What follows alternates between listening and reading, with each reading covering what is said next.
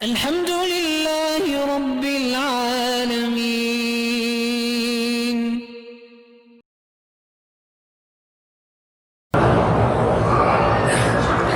مغرب کی نماز کے لیے کہہ گیا وضو کو ہوا روک کر عشاء کی نماز پڑھنا جائز ہے.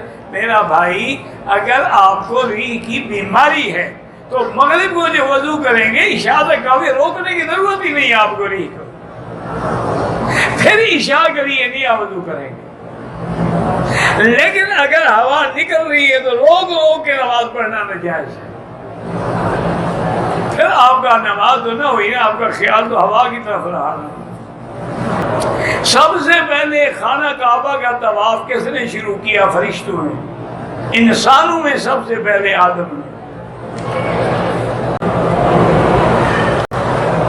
پاکستان سے میں جب بھی عمرے پہ آتا ہوں لوگ کہتے ہیں یہ پیسے یہاں پر کسی غریب کو دے. لوگوں کو چھوڑو, ہمارے مقدر میں جب تک اللہ نے ہمارا لکھا ہے ہوتا رہے.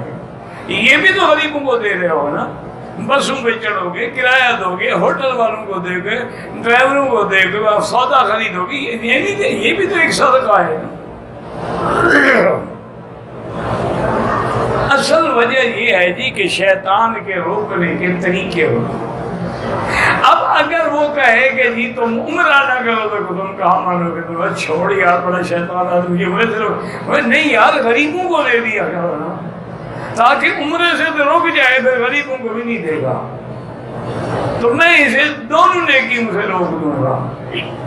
یاد رکھیں یہ حج اور عمرے کی ایک وجہ بھی اللہ نے یہی رکھی ہے کہ لوگ جمع ہوں لیشہدوا منافع لہم, تاکہ ایک دوسرے کو فائدے حاصل ہوں.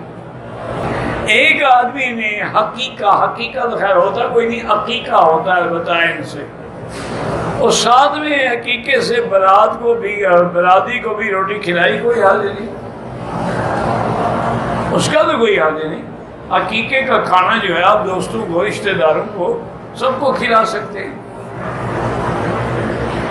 والین جو بھی پڑھیں جائز ہے, صرف دالین نہ پڑھو. واد پڑھو یا واد پڑھو لیکن دال نہ پڑھو. کہتے جی کہ قیامت میں نماز کے بارے میں پوچھا جائے گا. یہ بھی پوچھا جائے گا کہ آپ نے ہاتھ کہاں باندھ لی, پوچھا جائے گا. چونکہ دونوں بھی جائز ہے, ناف کے اوپر باندھو جائز ہے, نیچے باندھو. جب دونوں جائز ہیں پوچھا کیوں جائے؟